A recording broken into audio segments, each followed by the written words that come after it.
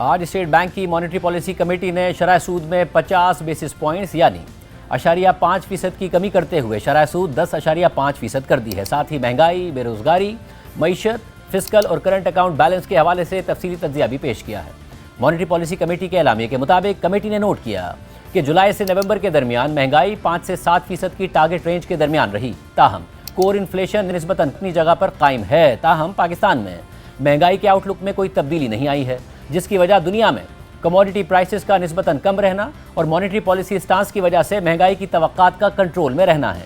Monetary policy committee کے assessment کے مطابق معاشی سرگرمیوں میں مسلسل بہتری آ رہی ہے، جس کی وجہ ہائی فریکوینسی اکنامک انڈیکیٹرز میں بہتری ہے، جن میں اس مالی سال کی پہلی سہ ماہی میں لارج اسکیل مینوفیکچرنگ میں توقعات سے زیادہ اضافہ شامل ہے۔ مگر مانیٹری پالیسی کمیٹی نے یہ بھی نوٹ کیا ہے کہ بین الاقوامی ماحول اب بھی چیلنجنگ ہے، خاص طور پر برآمدات کے لیے، اور اس کے میکرو اکنامک آؤٹ لک پر اثرات پڑ سکتے ہیں۔ اس پس منظر میں قیمتوں میں استحکام کو یقینی بناتے ہوئے مانیٹری پالیسی کمیٹی نے یہ محسوس کیا کہ معاشی ترقی کو سپورٹ کرنے کے لیے شرح سود میں کمی کی گنجائش موجود ہے۔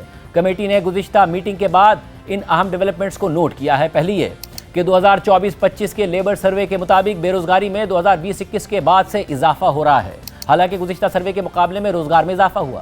دوسری ڈیولپمنٹ یہ کہ بڑے قرضوں کی ادائیگیوں کے باوجود اسٹیٹ بینک کے زر مبادلہ کے ذخائر مسلسل بڑھ رہے ہیں اور IMF سے 1.2 ارب ڈالرز کی قسط ملنے کے بعد 15.8 ارب ڈالرز پر پہنچ گئے ہیں۔ تیسری ڈیولپمنٹ یہ کہ حالیہ SBP IBA سروے کے مطابق کنزیومر کانفیڈنس میں بہتری آئی ہے، تاہم بزنس کانفیڈنس مثبت تو ہے مگر اس میں کچھ کمی آئی ہے۔ چوتھی ڈیولپمنٹ یہ کہ اسٹیٹ بینک کی طرف سے بڑے منافع کی وفاقی حکومت کو منتقلی کے بعد اس مالی سال کی پہلی سہ ماہی میں پرائمری اور ٹوٹل فسکل سرپلس ریکارڈ کیے گئے۔ اس کے علاوہ گلوبل انوائرمنٹ میں کموڈٹی پرائسز تو کم رہیں مگر ٹیرف سے متعلق معاملات اور چیلنجنگ فائنینشیل حالات اپنی جگہ موجود ہیں۔